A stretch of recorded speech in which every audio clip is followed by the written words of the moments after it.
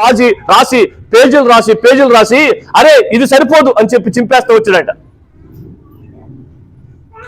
మరలా పేజీలు రాయడం స్టార్ట్ చేశాడంట. దేవుడు నిన్ను ఎంత ప్రేమించాడో తెలుసా అని చెప్పి రాయడం స్టార్ట్ చేసి పేజీలు రాసి మళ్ళీ చింపేస్తూ వచ్చాడంట.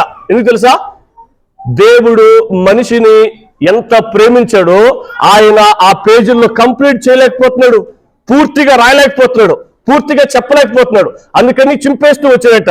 చివరికి దేవుడు ఇదిగో ఈ లోకమును అంటే చాలా మంది ఏమని భావిస్తారంటే ఇదిగో ఈ సృష్టి అంతటిని అని భావిస్తారు. అర్థమవుతుందా? బైబిల్లో 3 రకాల లోకాలు ఉన్నాయి.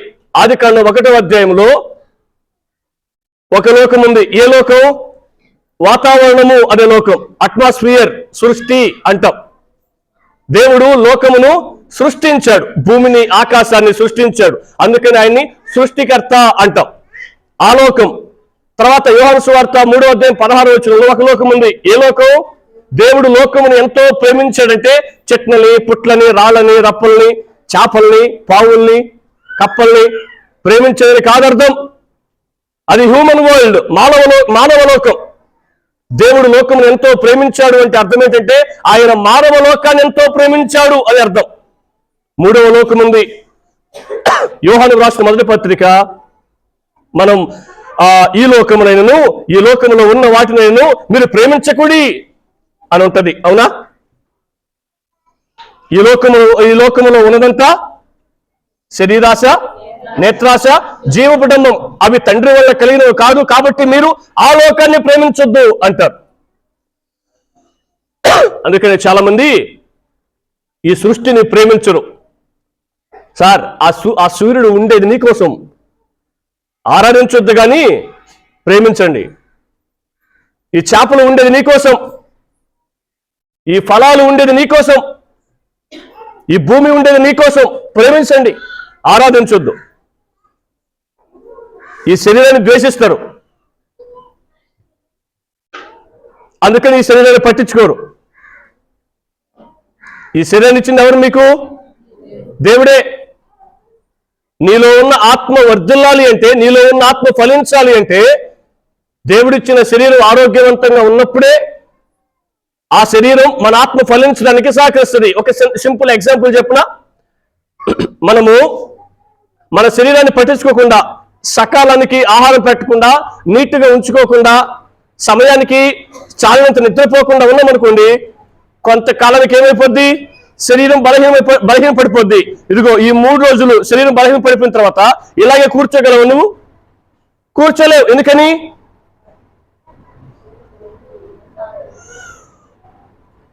శరీరానుసారంగా ప్రవర్తించొద్దు అంటే అర్థం ఏంటంటే శరీరాన్ని పట్టించుకోవద్దని కాదు. శరీరాన్ని పట్టించుకోకపోతే ఆత్మలో బలపడుతుంది. ఓకే, సో అది థ్యాంక్ యూ. ఓకే, అది ఆ లోకం. ఏ లోకం? సాటనిక్ వరల్డ్, అది సాతాను లోకం. దేవుడు లోకమును ఎంతో ప్రేమించాడు అని చెప్పి అదిగో ఆ గ్రంథకర్త రాయడానికి ప్రయత్నం చేసి, సో నేను ఎంత రాసినా, ఎంత చెప్పాలని ప్రయత్నం చేసినా దేవుడు నిన్ను ఇదిగో ఎంత ప్రేమించాడు అని చెప్పడం నా వల్ల కాదని చెప్పి ఒక పాట రాసి వదిలేశాడట. ఆ పాట ఏంటంటే, ఆకాశమంత కాగితం తీసుకుని భూమి మీద ఉన్న చెట్లలో అన్నిటినీ కలిపి ఒక పెన్నుగా తయారు చేసి, ఇదిగో ఈ సముద్రంలో ఉన్న నీటిని అంతా తీసుకుని ఇంకుగా మార్చి ఆ పెన్నులో ఉంచి,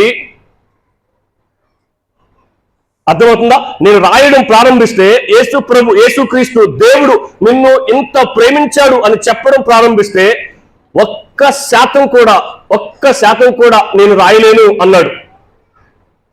ఆకాశం అంత పేపర్ అయిపోద్ది.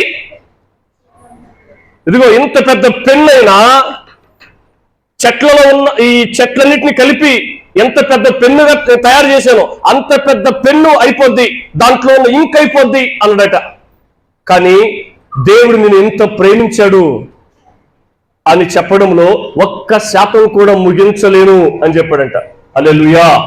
సో దేవుడు మనల్ని ఎంతగా ప్రేమించాడో, ఎంతో ప్రేమించని వదిలేశాడు. ఆయన కూడా, యోహాను భక్తుడు కూడా ఎంత ప్రేమించాడు సార్ అంటే ఎంతో ప్రేమించాడని చెప్పగలిగాడు, కానీ ఇదిగో ఇంత ప్రేమించాడు అని చెప్పలేకపోయాడు.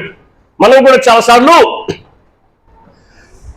దేవుడు అంటే నాకు చాలా ఇష్టం, ఎంత ఇష్టం తెలుసా, ఇదిగో ఎంత ఇష్టం అని చెప్తాం. ఎంత ఇష్టం అని ఎందుకు చెప్తాం తెలుసా, మన చేతులు అంతవరకే సాగాయి కాబట్టి. ఈ చెయ్యి సాగే కొద్దీ ఎంత దూరం అయితే వెళ్తుందో అంత దూరం వెళ్తూనే ఉంటుంది. ఇదిగో ఇంత ఇంత ఇంత దేవుడు నన్ను ప్రేమించాడు అని మనం చెప్పడానికి ప్రయత్నం చేస్తాం. ఇదిగో ఇంతే ప్రేమించి నువ్వు చెప్పగలుగుతున్నాం, ఈ చెయ్యి అంతవరకే సాగింది కాబట్టి. ఈ చెయ్యి ఎంత దూరం అయితే వెళ్తుందో, ఎంత దూరం అయితే ఉంటుందో అంత దూరం ఇదిగో ఇంత ప్రేమించాడు యేసయ్య నన్ను అని చెప్పే ప్రయత్నం చేస్తాం. అర్థమవుతుంది మీకు సంగతి? ఎందుకు సార్ ఇప్పుడు మీరు ఈ ఎగ్జాంపుల్ చెప్పినారంటే, నేను మరలా ఉదయం ప్రసంగాన్ని మీకు కనెక్ట్ చేసి ఈ రోజు ఏం చెప్పబోతున్నానో, ఇప్పుడు ఏం ప్రజెంట్ చేయబోతున్నానో మీ ముందు తీసుకొచ్చే ప్రయత్నం చేస్తా. ఉదయం మీరు విన్నారా? వెరీ గుడ్, చాలా సంతోషం. ఉదయం నుంచి ఇప్పటి వరకు చాలా వినేసిన కాబట్టి వెంటనే అడిగితే కొద్దిగా కష్టం, కానీ నువ్వు కొద్దిగా సహాయం చేయి నాకు అంటారా, సహాయం చేస్తా. ఓకే, ఈరోజు మనం ఏం చూస్తున్నామంటే దేవుని వాక్యము నుండి లాభం ఎలా పొందుతాం, దేవుని వాక్యము నుండి ప్రయోజనం ఎలా పొందుతాం, benefiting from the word of God. దేవుని వాక్యము నుండి మనం ఎలా లాభం పొందుతాము అనే విషయాన్ని చూస్తూ మనం ఏం చేసామంటే, మన పాపపు స్థితిని గుర్తించి దాన్ని విడిచిపెట్టినప్పుడు, మన పాపపు స్థితిని గుర్తించి దాన్ని విడిచిపెట్టినప్పుడు మనము దేవుని వాక్యము నుండి ప్రయోజనం పొందుతాము, లాభం పొందుతాము అని చూసాం.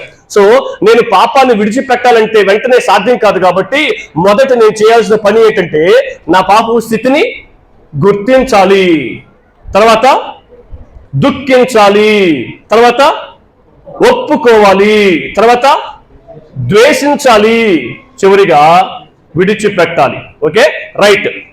ఈ చివరి పాయింట్ను ఒకసారి మనం ఆలోచన చేద్దాం కొన్ని నిమిషాలు. ఏంటది? విడిచిపెట్టడం. మనంతట మనం పాపాన్ని విడిచిపెట్టగలమా? సో మన జీవితంలో ఉన్న ఈ పాపం పోవాలి అంటే మనం ఏం చేస్తే పోద్ది? దాన ధర్మాలు చేస్తే పోతాయా?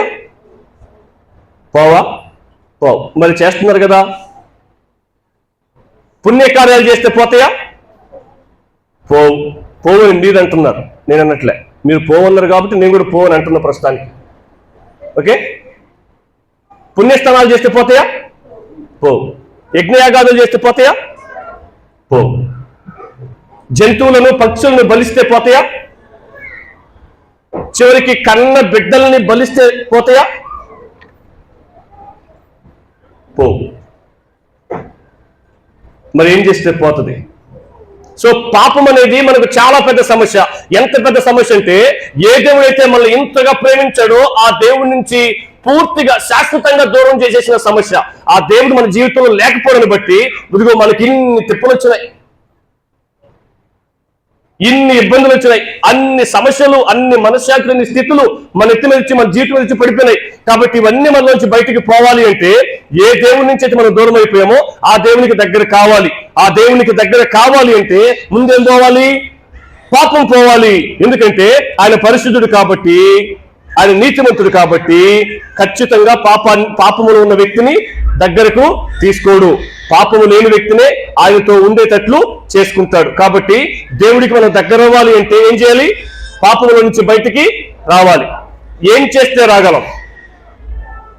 ఈరోజు ఈ సెషన్లో మనం దాన్ని చూడబోతున్నాం. వాక్యం ఏం చెప్తుంది? వాక్యం వల్ల మనకు లాభం కలగాలి కదా. వాక్యం ఏం చెప్తుంది? పాపం పోతేనే నువ్వు లాభం పొందుకుంటావు అని వాక్యం చెప్తుంది అని చూసాం ఉదయం. ఇప్పుడు ఆ పాపం ఎలా పోద్ది అనేది చూస్తాం. ఎలా పోద్ది? ఇప్పుడు నేను చెప్పిన లిస్ట్ అంతా కూడా పోదు అన్నారు. మరి ఎలా పోద్ది? మరి ఎలా పోయిందని నమ్మి మీరు ఇక్కడికి వచ్చి కూర్చొని 3 దినాలు ఆరాధిస్తున్నారు సంవత్సరాల నుంచి. ఇంతకీ పోయిందా లేదా? పోయిందట్రా పోయిందట్రా? కన్ఫర్మేషన్ లేకుండా ఇన్ని పాటలు పాడినారు మీరు ఇన్ని సంవత్సరాల నుంచి. ఇక్కడే కూర్చుంటా ఉన్నారా ఇన్ని సంవత్సరాల నుంచి? పుట్టినప్పటి నుంచి ఇదిగో మేబీ ఇదిగో ఆ వయసు నుంచి ఇక్కడ కూర్చుంటున్న వాళ్ళు ఉన్నారేమో. మరి అన్ని సంవత్సరాల నుంచి మీరు నా పాపం పోయింది, దేవుడు నన్ను అంగీకరించాడు, నేను ఇప్పుడు శరీరానుసారమైన వ్యక్తిని కాదు, లోకస్తుని కాదు, నేను సంఘస్థుణ్ణి, నేను ఇప్పుడు యేసయ్య బిడ్డని అన్న కన్ఫర్మేషన్ లేకుండా ఇన్ని సంవత్సరాలు పాడుతున్నారా? ఎందుకు కన్ఫర్మేషన్ వచ్చిందంటారా రాలేదంటారా చెప్పండి. మరి వచ్చింది, దేన్ని బట్టి వచ్చింది? ఓకే అమ్మా, దేవుణ్ణి బట్టి వచ్చిందంటారా? ఓకే, రైట్, సంతోషం, చాలా మంచి మాట చెప్పారు. నన్ను బట్టి వచ్చింది, నేను యేసు ప్రభుని నమ్మాను కాబట్టే రక్షించబడ్డా. నేను ప్రార్థన చేస్తున్నాను కాబట్టే ఈ స్థితిలో ఉన్నా. నేను బైబిల్ చదువుతున్నాను కాబట్టే ఈ స్థితిలో ఉన్నా. నేను పాటలు పాడగలను కాబట్టి ఈ స్థితిలో ఉన్నా. నేను క్రమంగా చర్చికి వెళ్ళను కాబట్టి వెళ్తున్నాను కాబట్టి ఈ స్థితిలో ఉన్నా. నేను సేవ చేస్తున్నాను కాబట్టి ఈ స్థితిలో ఉన్నా. సో ఇవన్నీ కూడా దేవుణ్ణి బట్టి కాదు, మన క్రియలను బట్టే. చాలా మంది ఇదిగో నువ్వు ఇలా చేస్తే, నువ్వు ఇలా ఉంటే నువ్వు రక్షించబడతావు, నువ్వు దీవించబడతావు, నువ్వు పరలోక రాజ్యాన్ని చేరుకుంటావు. సింపుల్. బాప్తిసం ఎందుకు తీసుకుంటున్నారు అని అడిగితే ఇదే చెప్తారు చాలా మంది. ఎందుకు బాప్తిసం ఎందుకు తీసుకున్నారు మీరు? పరలోకం పదవని. అసలు పరలోకమే లేదు. ఇప్పుడు చెప్పండి, బాప్తిసం ఎందుకు తీసుకున్నారు మీరు? అది లేదని నేను అన్నాను అనుకున్నాను. ఆ పాస్టర్ వచ్చి పరలోకం లేదని చెప్పినాడు అంటారేమో. పరలోకం లేదు, పుస్తకాన్ని కనుక్కోండి. ఓకే, చాలా మంది ఈ పట్టుకుని రెడీగా ఉంటారు, పరిశీలన లాంటి మనసు కలిగిన వాళ్ళు. వాళ్ళని ఉద్దేశించి చెప్తున్న మాట నేను. ప్రస్తుతానికి కొద్దిసేపు పరలోకం లేదని అనుకోండి. ఇప్పుడు చెప్పండి, ఎందుకు తీసుకున్నారు బాప్తిసం?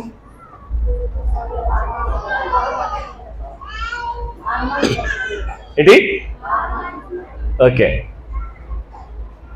చాలా మంది ఎందుకు తీసుకున్నారు బాప్తిసం అంటే, దేవుడు నరకాన్ని పంపిస్తాడట అందుకని తీసుకున్నా, ఇప్పుడు నరకాన్ని పంపిడు కాబట్టి బాప్తిసం తీసుకున్నా అని చెప్తారు. ఓకే, అది నిజమైన రక్షించబడిన అనుభవము కాదు. Okay, right. మనము మార్నింగ్ మెసేజ్ మరలా మిమ్మల్ని కనెక్ట్ చేస్తా, మరలా మీ ముందు ఒక ప్రశ్నించే ప్రయత్నం చేస్తా. ఓకే, ఆలోచించి జవాబు చెప్పండి. మన ఒంట్లో సమస్య ఉందని గుర్తించిన వెంటనే మనం ఏం చేస్తాం?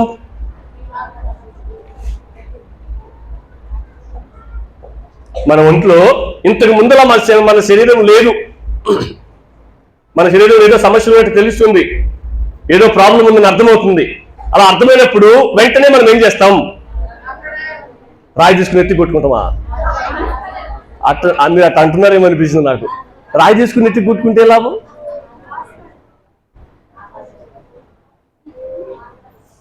చలసాలు కొట్టుకున్నాం కదా, మనమైతే గోడలు కొట్టుకున్నాం. మనం కాదు, మీరు కాదు, నేను. నిన్ను చేసుకొని నా జీవితంలో నేను చేసిన ఒకే ఒక్క తప్పు ఏంటంటే, మా ఆవిడ మాట చెప్తుంటా నేను. ఏమని తెలుసా? పెళ్ళికి పోతాం కదా మేము, ప్రతి పెళ్లికి అటెండ్ అవుతున్నాం కదా, మా ఆవిడ నన్ను ఎప్పుడప్పుడు అడుగుతుంటుంది, మనం మళ్ళీ పెళ్లి చేసుకుందాం అని. నేను అంతేం చెప్తుంది తెలుసా? ఒకసారి చేసిన తప్పు ఇంకోసారి చేయనని చెప్తుంటా నేను.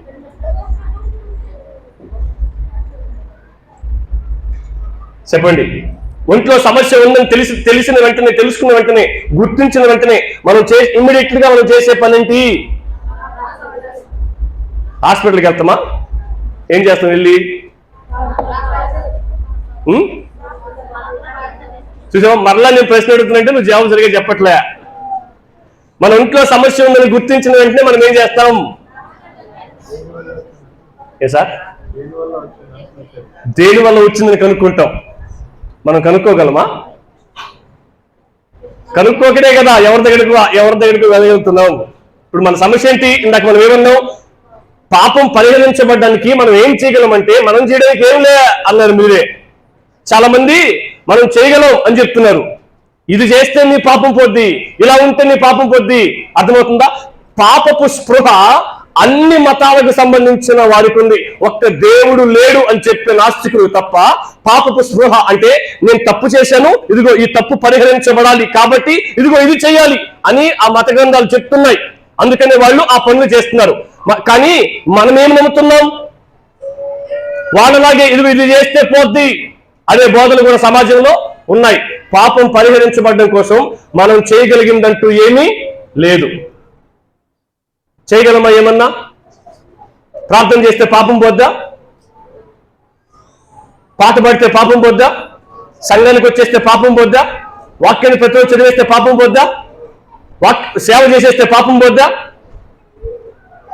సో పాపం పరిహరించబడడం మన చేతిలో లేదు, రోగం నయమవడం మన చేతిలో లేదు. అర్థమవుతుందా? మరి ఇంకేం చేయాలి? రోగం ఉందని గుర్తించడం మాత్రం మనకు తెలుసు, ఆ రోగం పేరు కూడా తెలియదు మనకు. ఎందుకు ఒళ్ళు కాలిపోతుందో తెలియదు, ఎందుకు కీళ్ళ నొప్పులు వచ్చేసి తెలియదు, ఎందుకు తలదిరిగిపోతుందో తెలియదు, ఎందుకు ఒళ్ళు సలబడిపోతుందో తెలియదు. కాబట్టి వెంటనే మనం ఏం చేస్తాం? హాస్పిటల్ పోతామా? అద్రా వెరీ గుడ్ రా, బాగంటున్నారు వాళ్ళు. ఎవరి వల్ల ఈ రోగం పోద్దని వెతుకుతాం, ఆయన పేరు డాక్టర్. హాస్పిటల్ పోతే డాక్టర్ లేకపోతే ఏం లాభం?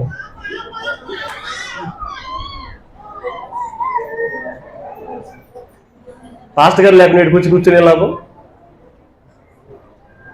ఒకరి మొహాలను చూసుకుని పోవాలా?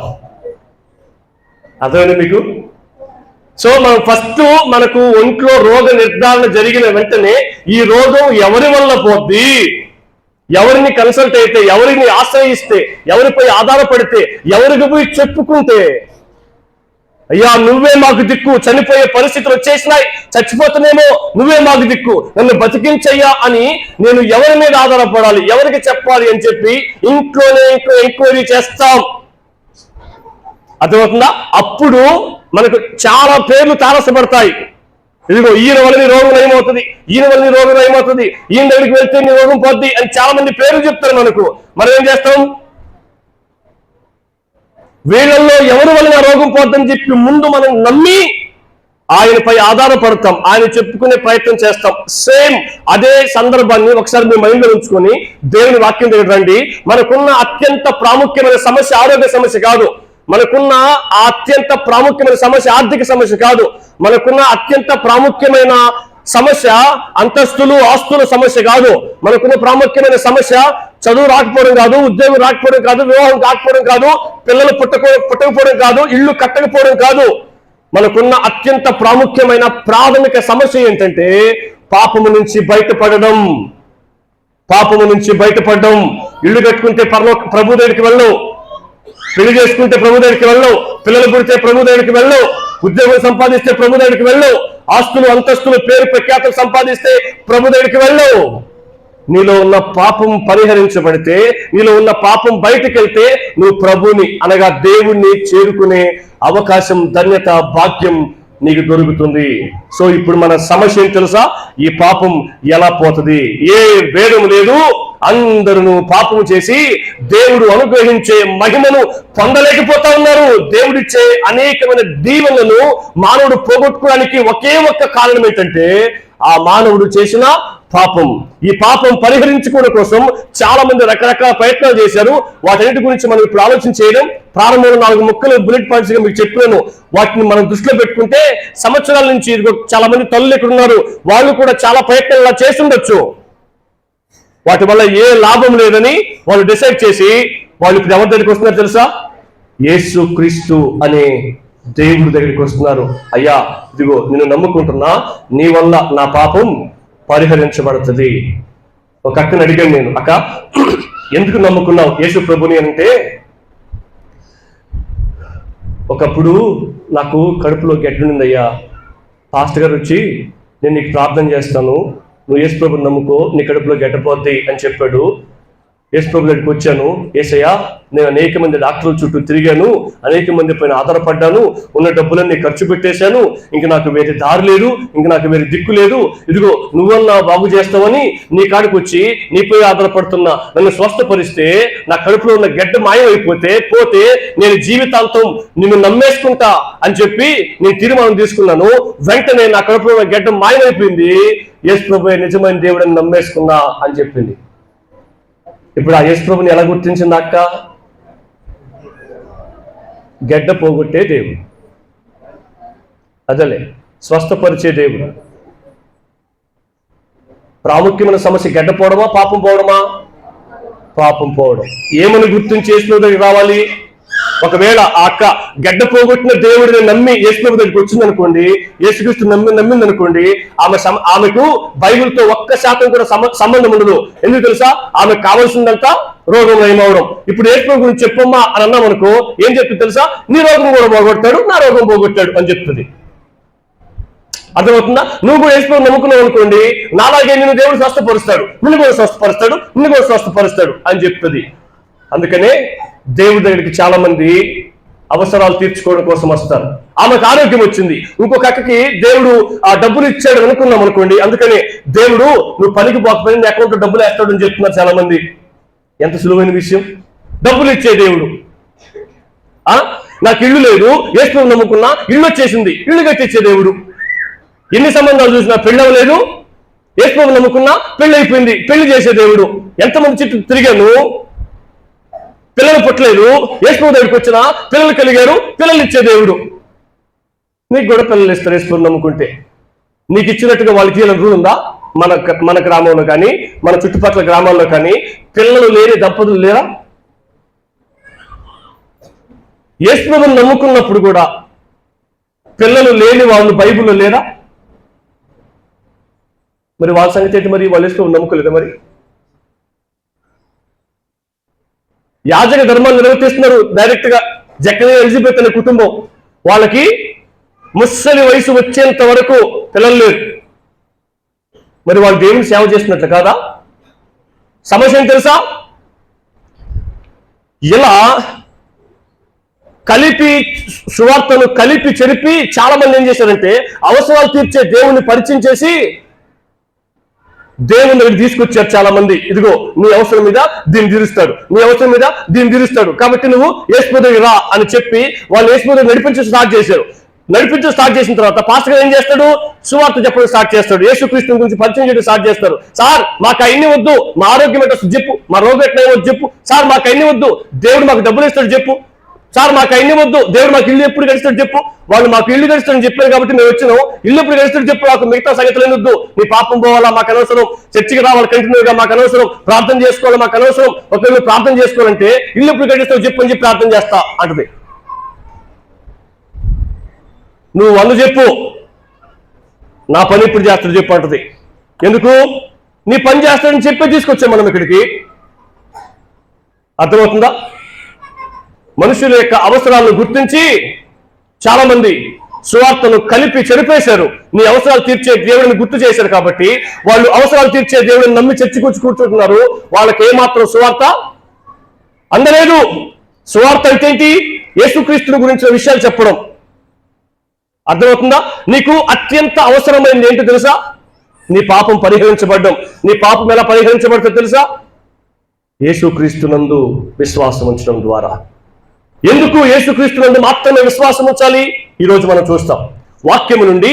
ఒక వ్యక్తి లాభం ఎప్పుడు పొందుతాడు అంటే తన పాపపు స్థితిని గుర్తించినప్పుడు అని మనం ఉదయం చూసాం. రెండవదిగా పాపమును పరిహరించే రక్షకుణ్ణి చేరుకున్నప్పుడు. ఈరోజు మనం అది చూడబోతున్నాం. ఆయన మాత్రమే రక్షకుడు ఎలా అయ్యాడు? ఎందుకు ఆయన మాత్రమే నేను రక్షకుడు అని నేను నమ్ముతున్నా? ఆయన నన్ను అంతగా పట్టించుకున్నవాడు, ఆయన నన్ను అంతగా ప్రేమించినవాడు, ఏం చేసి నాకు ఆయన రక్షకుడు అయ్యాడు అనేది మనం ఇప్పుడు చూస్తాం. ఈ విషయం తెలుసుకున్నప్పుడే మనం వాక్యం నుండి లాభాన్ని పొందుతాం. ఆ విషయాన్ని మనకు ఎవరు చెప్తున్నారు? నేను చెప్పట్లే, దేవుడే తన వాక్యం ద్వారా మనకు చెప్తున్నాడు. ఆల్రెడీ లిఖితపూర్వకంగా ఇచ్చి పెట్టాడు కాబట్టి ఆ వచనాలని మనం చూసి ఏం చేస్తాం? ఇదిగో నువ్వు మాత్రమే నా పాపపు స్థితిని మార్చగలిగిన ఏకైక దేవుడవు, రక్షకుడు అని మనం అర్థం చేసుకుంటాం. అర్థమైందండి? ఒకవేళ సోదరులారా మీలో ఎవరైనా అవసరాలు తీర్చే దేవుడు అని నమ్మి వచ్చుంటే ఇక మీదటి నుంచైనా ఇదిగో ఈ సువార్త ద్వారా, ఇదిగో ఈ ప్రసంగం ద్వారా యేసుక్రీస్తు నా పాపాన్ని పరిహరించే దేవుడు, నా అవసరాలు తీర్చడం ఆయనకి పెద్ద విషయం కాదు. ఒకవేళ అవసరాలు తీర్చే దేవుడే అయితే ఒక చిన్న ప్రశ్న మీ ముందు ఇచ్చే ప్రయత్నం చేస్తా. బైబిల్లో మొదటి పేజీలో సృష్టిని దేవుడు చేశాడు, తర్వాత మనిషిని దేవుడు చేశాడు, అంతేనా? సృష్టిని చేసి మనిషిని చేశాడు. దేవుడు ఎందుకు సృష్టిని చేసిన తర్వాత మనిషిని చేశాడు?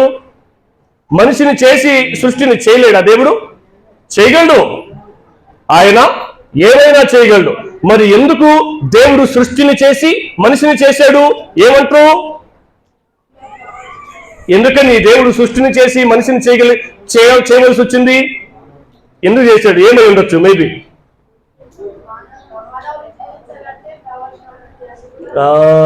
Very good. కావలసినవన్నీ, అదే కదా నువ్వు టార్గెట్ చేసిన పదం. సో మనిషికి కావలసినవన్నీ దేవుడు ముందుగానే సృష్టించి ఏర్పాటు చేసి మనిషిని చేశాడు. అంటే అర్థమేంటి? నీకు కొదువలు లేని జీవితాన్ని నువ్వు పుట్టక ముందే దేవుడు ఏర్పాటు చేశాడు. నువ్వే పాపం చేసి వాటన్నిటిని కోల్పోయావు, దేవుడికి దూరం అయ్యావు. దేవుడికి దూరం కాగానే ఈ సృష్టి అంతా కూడా నీకేమైపోయింది? వ్యతిరేకమైపోయింది, దూరం అయిపోయింది. అందుకని నువ్వేం చేస్తున్నావు?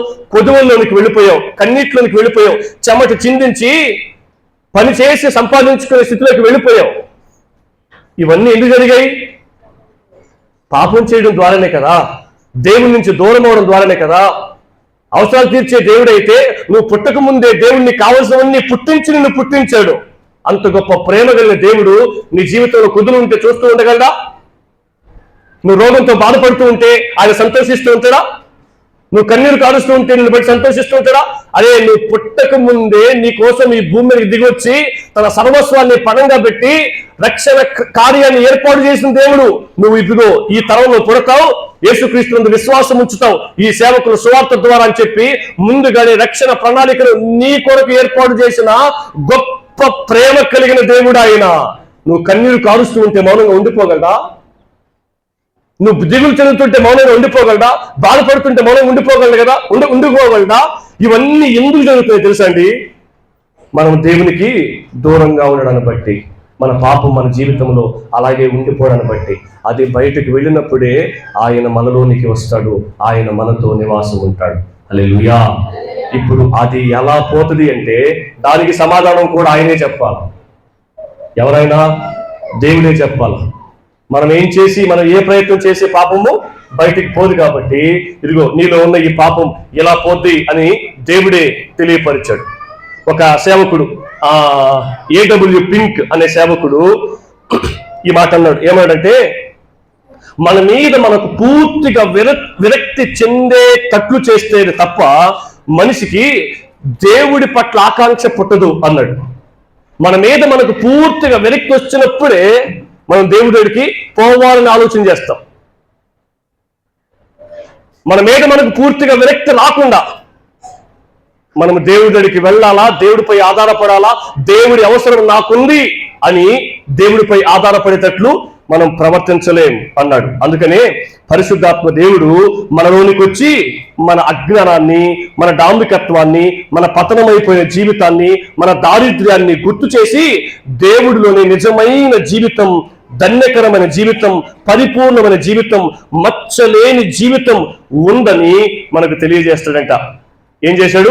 ఫస్ట్ ఆఫ్ ఆల్ మన స్థితిని మనకు గుర్తు చేస్తాడు. మనం పాడైపోయిన స్థితిని, పతనమైపోయిన స్థితిని, అర్థమవుతుందా? దెబ్బైపోయిన స్థితిని, మన జీవితాన్ని మనం ఎంతగా పాడు చేసుకున్నామో మన స్థితిని గుర్తు చేసి, ఇదిగో నీ జీవితం ఇంతగా నువ్వు పాడు చేసుకున్నావు, నీ జీవితం బాగుపడాలంటే అదిగో ఆ దేవునిలోనే, ఆ దేవునితోనే, ఆ దేవుని దగ్గరికి వెళ్తేనే, ఆ దేవునికి నీ జీవితాన్ని అప్పగిస్తేనే నీ జీవితం బాగుపడుతుందని పరిశుద్ధాత్మ దేవుడు మన హృదయంలో పనిచేస్తాడంట. అందుకని మనం ఏం చేయాలంటే దేవుని యొద్దకు వెళ్ళాలి అని చెప్తాం. సో ఆ దేవుడు మనలో ఎలా పనిచేస్తాడు అనేది మనకు ఎలా తెలుస్తుంది? వాక్యం ద్వారా తెలుస్తుంది. అందుకనే ఒక దగ్గర యోహాను సువార్తలో ఈ మాట రాయబడి ఉంది. తీయండి ఒకసారి. యోహాను సువార్త 5వ అధ్యాయం 39వ వచనం ఒకసారి చదువుదాం. యోహాను సువార్త 5వ అధ్యాయం 39వ వచనం.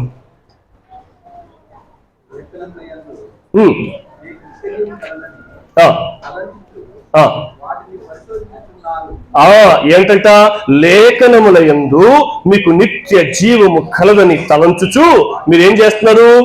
వాటిని పరిశోధించుచున్నారు.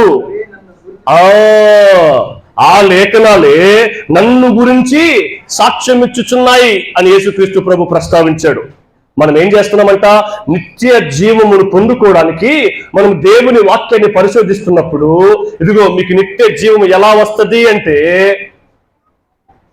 యేసుక్రీస్తునందు విశ్వాసం ఉంచడం ద్వారా వస్తుంది అని చెప్తున్నాయి. అదిగో ఆ లేఖనాలే నన్ను గురించి సాక్ష్యం ఇస్తున్నాయి.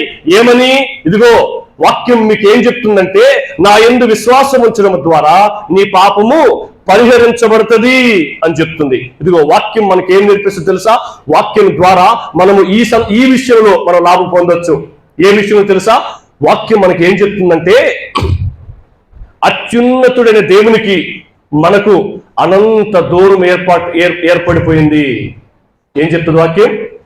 అత్యున్నతుడైన దేవునికి మనకు అనంతమైన దూరం ఏర్పాటైపోయింది అన్న విషయం మనం వాక్యాన్ని చదువుతున్నప్పుడు తెలుసుకుంటాం, వాక్యాన్ని ధ్యానిస్తున్నప్పుడు తెలుసుకుంటాం.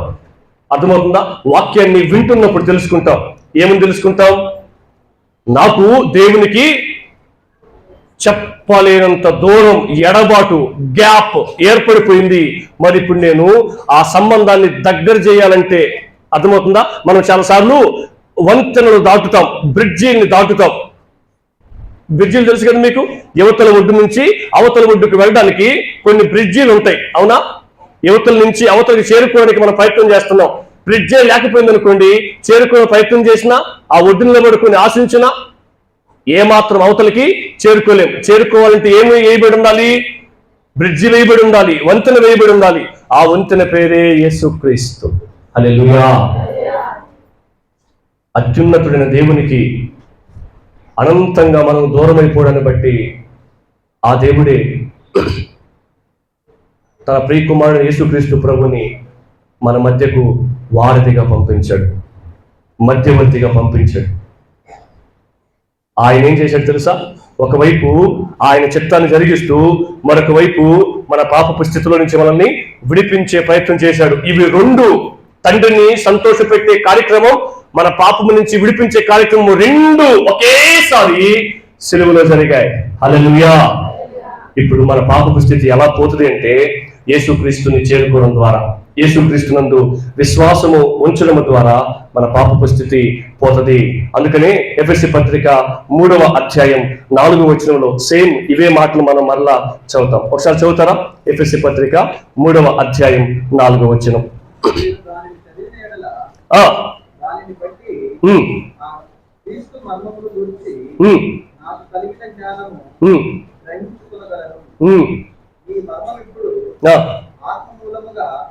దేవుని పరిశుద్ధులకు అపోస్తలులకును ప్రవక్తలకును నిలువబడినట్టుగా పూర్వకాలముల యందు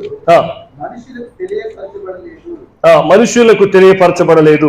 ఈ మర్మం ఏదనగా అన్యజనులు సువార్త వలన క్రీస్తు యేసునందు యూదులతో పాటు సమాన వారసులను, ఒక శరీరమందలి సాటి అవయములను ఆజ్ఞానంలో పాలువారులై ఉన్నారన్నది. రైట్. ఫస్ట్ లైన్ లో మనకు ఒక మాట రాయబడి ఉంది. ఏమని రాసింది? మరలా చదువుతున్నా చూడండి.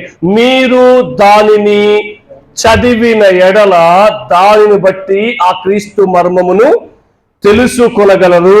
అంటే యేసుక్రీస్తుని గురించి మనము తెలుసుకోవాలి అంటే, మన పాపము ఎలా పరిహరించబడుతుందో మనం తెలుసుకోవాలి అంటే, మనం క్రీస్తుని గురించి తెలుసుకోవాలి. ఆ క్రీస్తుని గురించి సాక్ష్యం ఇస్తుంది ఏం తెలుసా? వాక్యం. బైబిల్లో యేసుక్రీస్తుని గురించి ఏవైతే రాయబడి ఉన్నాయో అవి మాత్రమే యేసుక్రీస్తుని గురించిన సంగతులు. మనము బైబిల్కి వెలుపట యేసుక్రీస్తుని గురించి తెలుసుకునే ప్రయత్నం చేయకూడదు. ఇదిగో యేసుక్రీస్తు నాతో ఎలా చెప్పినాడు, యేసుక్రీస్తు ఎలా ఉంటాడు, యేసుక్రీస్తు ఎలా చెప్పమన్నాడు, ఈ విషయాలన్నీ కూడా బైబిల్ వెలుపటి సంగతులు. బైబిల్లో ఉన్న సంగతులు మాత్రమే మనం తెలుసుకునే ప్రయత్నం చేయాలి. బైబిల్లో లేని సంగతులు మనం తెలుసుకునే ప్రయత్నం చేయకూడదు అని మనం గుర్తుపెట్టుకోవాలి. ఇదిగో మన ఆకాంక్ష ఎలా ఉండాలి తెలుసా? పౌలు భక్తుడు ఆకాంక్షలాగా ఉండాలి. పౌలు భక్తుడు ఇదిగో నా ఆశ ఇది అన్నాడు. ఏంటి తెలుసా ఆయన ఆశ? ఒకసారి ఆయన ఆశ కూడా చదువుదాం. ఫిలిప్పీయులకు రాసిన పత్రిక 3వ అధ్యాయం, ఫిలిప్పీయులకు రాసిన పత్రిక 3వ అధ్యాయం 10వ వచనం మరి 11వ వచనం ఒకసారి చదువుతామా? ఏ విధము చేతనైనను మృతులలో నుండి నాకు పునరుద్ధానము కలగవల్లని ఆయన మరణ విషయములలో సమానుభవము గలవాడనై ఆయనను, ఇక్కడి నుంచి గుర్తుపెట్టుకోండి, ఆయన పునరుద్ధాన బలమును ఎరుగు నిమిత్తము ఆయన శ్రమలలో పాలివాడనగుట ఎట్టిదో ఎరుగు నిమిత్తము సమస్తమును నష్టముగా ఎంచుకుంటున్నా, నష్టపరుచుకుంటున్నా అన్నాడు. ఎందుకయ్యా సమస్తం నష్టపరుచుకుంటున్నావంటే 2వ అధ్యాయంలో చెప్తాడు ఆయన, నా క్వాలిఫికేషన్స్ ఇవి, నా అర్హతలు ఇవి అని చెప్తూ నేను ఇవన్నిటిని కూడా నష్టంగా ఎంచుకుంటున్నా. ఎందుకు నష్టంగా ఎంచుకున్నామంటే ఆయన గురించి తెలుసుకోవడానికి, ఆయన పునరుద్ధాన బలమును తెలుసుకోవడానికి నేను సమస్తాన్ని, నా అర్హతలన్నిటిని కూడా నష్టంగా ఎంచుకుంటున్నా అన్నాడు. ఎందుకు సార్ యేసుక్రీస్తుని గురించి అంత ఎక్కువగా తెలుసుకోవాల్సిన అవసరం ఉంది అంటే, యేసుక్రీస్తుని ఎంత ఎక్కువగా తెలుసుకుంటామో మన పతనం వైపున స్థితి అంత ఎక్కువగా అర్థమవుద్ది. మనము ఈ పడిపోయిన ఈ స్థితిలో నుంచి బయటపడాలి అంటే యేసుక్రీస్తు మాత్రమే ఆధారం, యేసుక్రీస్తు తప్ప వేరొక దిక్కు లేదు అని మనకు అర్థమవుద్ది. అలా మనకు అర్థం చేసేది ఏం తెలుసా? వాక్యం, దేవుని వాక్యం. నా పతనమైపోయిన స్థితి నాకు ఎవరు తెలియపరుస్తారు అంటే వాక్యం తెలియపరుస్తుంది. ఆ పతనమైపోతున్న స్థితి నుంచి మనం విడిపించగలిగిన ఏకైక నాథుడు, ఒకే ఒక్క దేవుడు, ఆయన యేసుక్రీస్తు మాత్రమే అని మనకు చెప్పేది ఏం తెలుసా? వాక్యం. ఎవరైతే పతనమైపోయిన స్థితిలో నుంచి బాగుపడే స్థితిలోనికి యేసుక్రీస్తు ద్వారా రాగలరు అని గుర్తిస్తారో వారు దేవుని వాక్యం నుంచి లాభం పొందుకుంటారు. రక్షకుని గుర్తించిన వ్యక్తి ఇలా అంటాడంట. ఆయన ఏడబ్ల్యూ పింక్ గారు ఇలా రాశారు.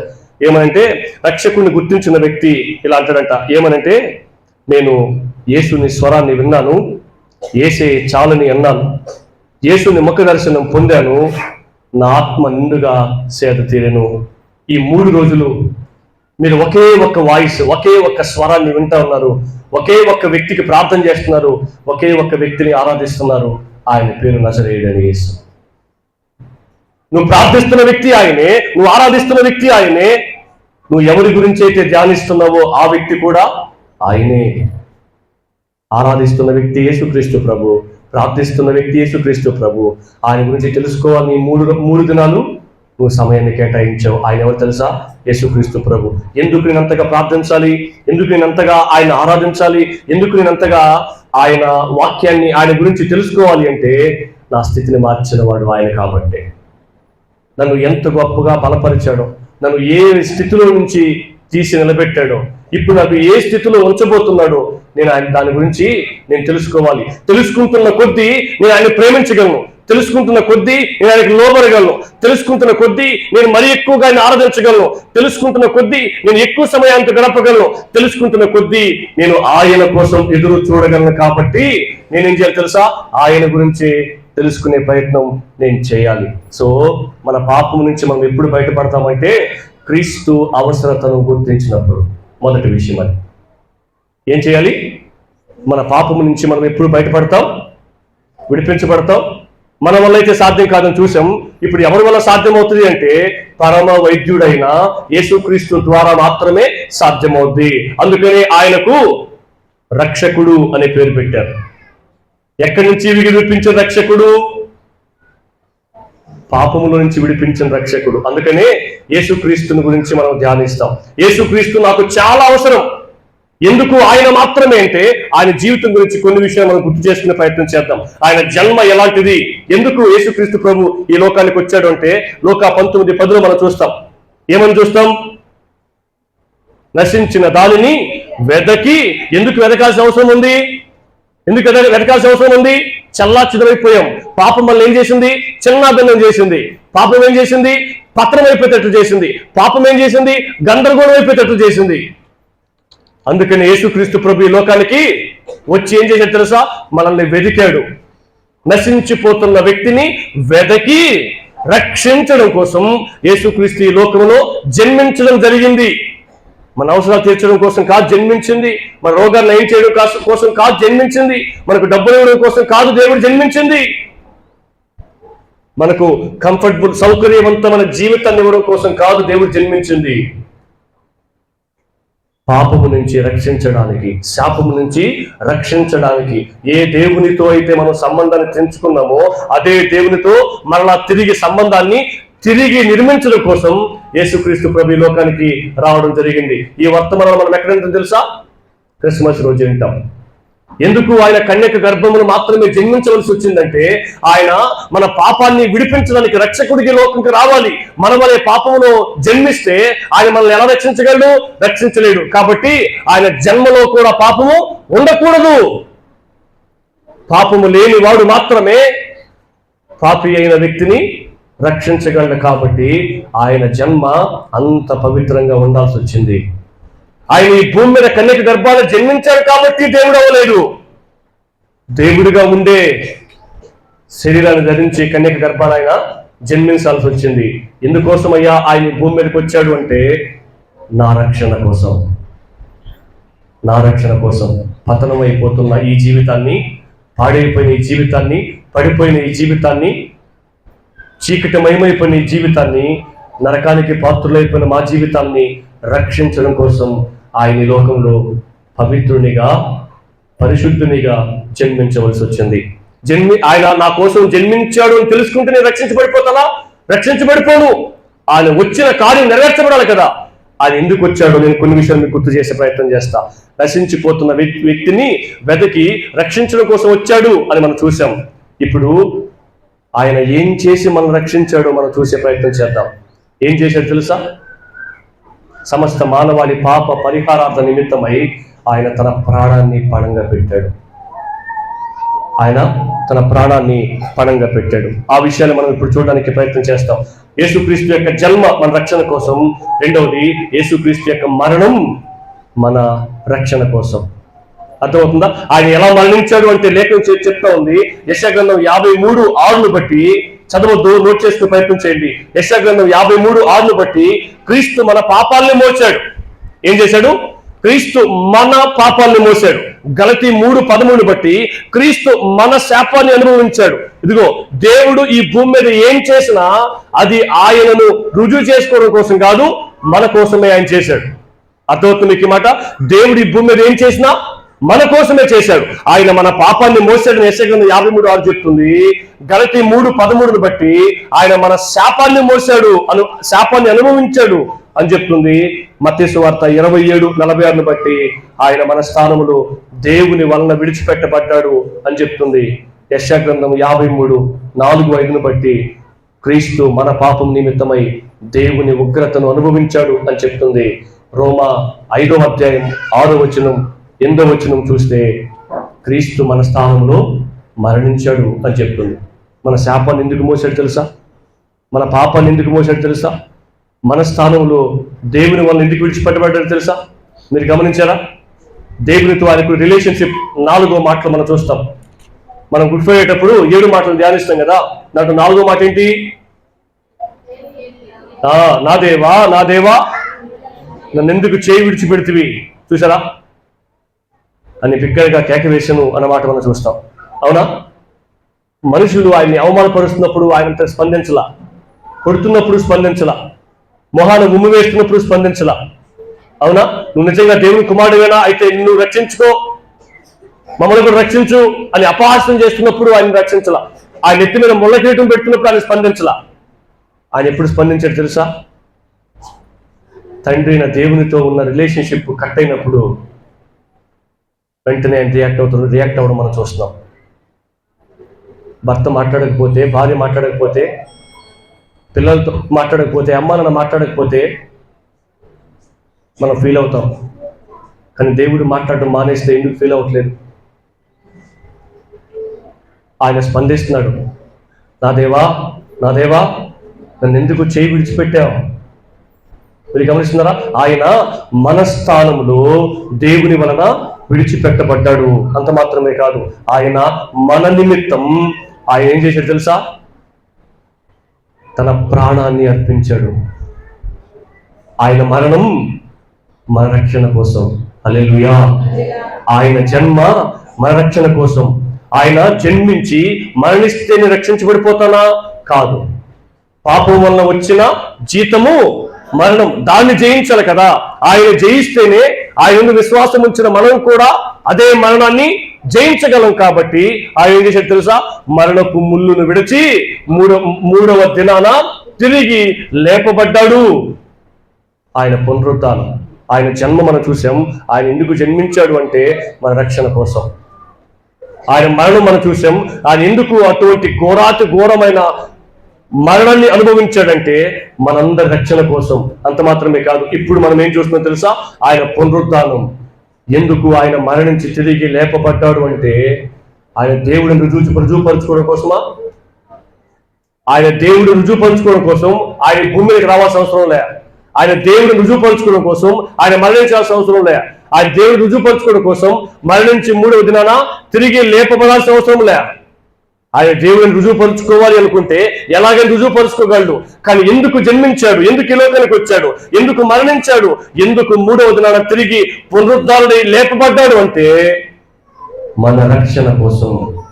ఆయన జన్మ నిరక్షణ కోసమని, ఆయన మరణం నిరక్షణ కోసమని, ఆయన పునరుద్ధానం నిన్ను రక్షించడం కోసమే అని దేవుని యొక్క వాక్యం సెలవిస్తుంది. ఆయన నా రక్షకుడు నువ్వు ఎప్పుడైతే గుర్తిస్తావో అప్పుడు నువ్వు వాక్యం నుండి లాభాన్ని పొందుతావు. ఆయన నా రక్షకుడు నువ్వు ఎప్పుడైతే గుర్తిస్తావో అప్పుడు నువ్వు వాక్యం నుంచి లాభాన్ని పొందుకుంటావు. అందుకని కొరింథీ రాసిన మొదటి పత్రిక 15వ అధ్యాయం 3వ వచనం 4వ వచనంలో మనం ఇదే మాటలను చూస్తాం. ఒకసారి చదువుతారా? కొరింథీ రాసిన మొదటి పత్రిక 15వ అధ్యాయం 3వ వచనం 4వ వచనం త్వరగా చదవండి ఒకసారి. నాకు ఇయ్యబడిన ఉపదేశమును మొదట మీకు అప్పగించితిని. ఏంటా ఉపదేశం? అదేమనగా లేఖనముల ప్రకారము క్రీస్తు మన పాపముల నిమిత్తము మృతి పొందెను, సమాధి చేయబడెను, లేఖనముల ప్రకారము 3వ దినమున లేపబడెను. హల్లెలూయా! ఎందుకు లేఖనముల ప్రకారం మృతి పొందాడు?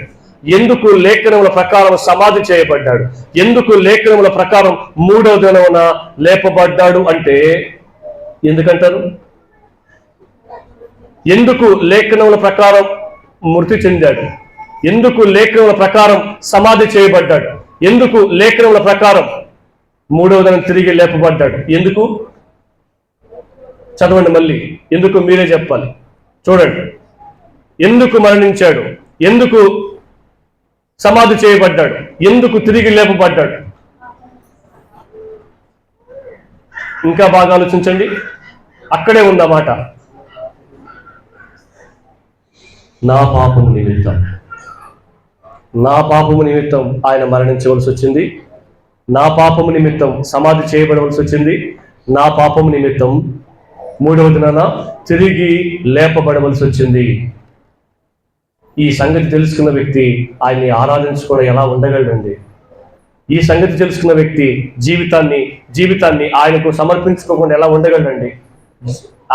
ఆయనతో మాట్లాడకుండా ఎలా ఉండగలడండి? చాలా మంది అమ్మా అయ్యా నువ్వు ప్రార్థన చేస్తావా అంటే నాకు ఏదో ప్రార్థన నేను చేయలేను, నాకు రాదు అంటారు. నోరు లేదా మోగోళ్ళ అంటే మాట్లాడగలరు, అనర్గళంగా మాట్లాడగలరు. ప్రార్థన అంటే ఏంటి తెలుసా? దేవునితో మాట్లాడడం. భాష నేర్చుకోవాలన్నా? వచ్చు కదా తెలుగు భాష.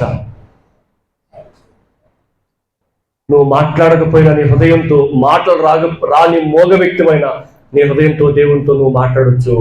ఆయన నీ హృదయ స్పందనని కూడా, నీ ఆలోచనలు కూడా అర్థం చేసుకోగలడు. నాకు ప్రార్థన రాదు అని నువ్వు అంటున్నావు అంటే దేవునితో మాట్లాడడం నాకు ఇష్టం లేదు అని నువ్వు అంటున్నట్టే. ఇంత ప్రేమించిన దేవుణ్ణి, ఇంత పట్టించుకున్న దేవుణ్ణి, మనస్థానం నిలవబడిన దేవుణ్ణి మహింపరచకుండా, మాట్లాడకుండా ఎలా ఉండగలమండి? ఎలా ఉండగలమండి? ఇంత గొప్ప దేవుణ్ణి ఆరాధించకుండా, స్తుతించకుండా ఎలా ఉండగలమండి? ఇది మొదటి విషయం. ఇంత గొప్ప దేవుణ్ణి నువ్వు గుర్తించావా? కనుగొన్నావా? నీ స్థితిని మార్చేవాడు ఆయన మాత్రమే అని గ్రహించావా? ఏంటి ఆ స్థితి? పాపపు స్థితిని మార్చగలిగిన దేవుడు ఆయన మాత్రమే అని నువ్వు గుర్తించావా? అప్పుడు నువ్వు వాక్యం నుండి ఎంతో గొప్ప లాభాన్ని పొందుకున్నట్లు. హల్లెలూయా! మొదటి విషయం. రెండోది, క్రీస్తు అవసరం గుర్తించిన వ్యక్తి వెంటనే ఏం చేస్తాడు తెలుసా? ఆయన్ని సంతోష పెట్టాలని కోరుకుంటాడు. అది రెండవది. ఎప్పుడైతే ఆయన సంతోష పెట్టే జీవితాన్ని ఒక వ్యక్తి జీవిస్తాడో అప్పుడు నిజంగా ఆ వ్యక్తి వాక్యం నుండి లాభం పొందుకున్నాడు అనడానికి రుజువు అవుతుంది. ఏంటి? క్రీస్తుని సంతోష పెట్టాలనే కోరిక. క్రీస్తుని సంతోష పెట్టాలనే కోరిక. ఎందుకు యేసు క్రీస్తుని సంతోష పెట్టాలి? మనం ఇదిగో ఈ జీవితంలో ఆయన్ని సంతోష పెట్టే పనులు చేయాలి. మనం ఏం చేసినా ఆయన్ని సంతోష పెట్టే పనులే చేయాలి. ఎందుకని? పౌలు భక్తుడు అన్నాడు కొరింథీ రాసిన మొదటి పత్రికలోనే 6వ అధ్యాయం 19-20 వచనంలోనే. ఒకసారి చూడండి. ఒకసారి ఎందుకు నేను దేవుని సంతోషపెట్టే జీవితాన్ని జీవించాలి? నా సంతోషం కోసం నేను బ్రతకాల్సిన అవసరం లేదా అంటే, ఎందుకోసం దేవుని సంతోషపెట్టే జీవితం జీవించాలి అంటే ఆయన ఏమన్నాడు ఒకసారి చూడండి. 6వ అధ్యాయం 19-20 వచనాలు. మీ దేహము దేవుని వలన మీకు అనుగ్రహించబడింది. ఇదిగో ఈ దేహం, ఈ జీవితం మనది కాదు. తర్వాత మరి ఎందుకు ఈ దేహం అనుగ్రహించబడింది? మీలోనున్న పరిశుద్ధాత్మకు ఆలయమై ఉన్నదని మీరు ఎరుగరా? మీలో ఉన్న పరిశుద్ధాత్మకు ఆలయమై ఉంది. పరిశుద్ధాత్మ దేవుడు మీలో పనిచేసి ఇదిగో ఆయన కోసం పనికొచ్చే వ్యక్తిగా తయారు చేసుకోవడం కోసం ఈ దేహాన్ని దేవుడు మీకు అనుగ్రహించాడు. ఈ చేతులను దేనికి ఇచ్చాడు? ఈ కళ్ళను దేనికి ఇచ్చాడు? ఈ గొంతుని దేవుడు దేనికి ఇచ్చాడు? ఈ కాలం దేవుడు దేనికి ఇచ్చాడు?